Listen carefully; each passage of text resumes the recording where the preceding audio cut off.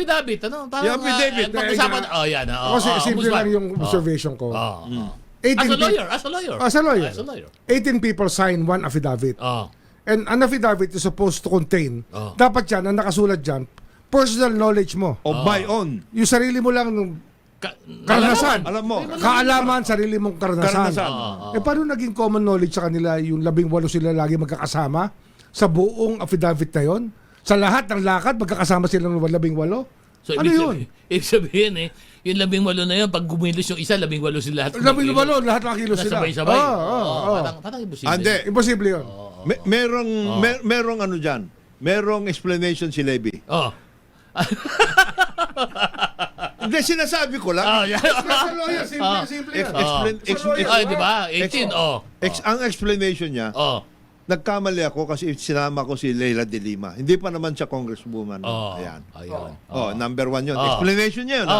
Number 2, itong mga ito, mga ano to bodyguard ni Saldico to.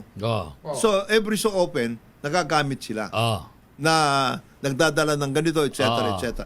Ang tanong sa kanya, alam mo ba kung anong ibig sabihin ng 805 billion? Nasa maleta na sinasabi mo? 13,000 na maleta yan. Nasaan yung mga 13,000 na maleta yan? Ganun ba karami ang maleta dito sa Pilipinas na ganyan kalalaki?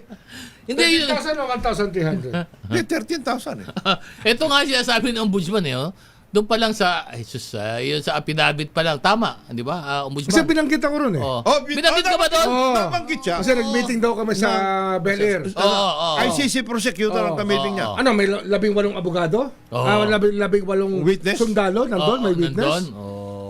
Parang medyo... It never happened. Di ba? No. At saka pag Paano naging personal knowledge yun? Ano ba tawag dyan? Is a made-up story.